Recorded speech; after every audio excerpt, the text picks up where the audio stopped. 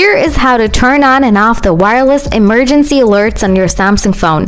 Look no further. In this video, I'll show you how to enable or disable wireless emergency alerts on your device. So, let's go. First, open up the settings, then scroll down a little bit. After that, tap on notifications. Then tap on advanced settings from the below. Now scroll down to the bottom and then tap on wireless emergency alerts. From here, toggle on to the allow alerts to enable wireless emergency alerts. And then toggle it off to disable the wireless emergency alerts.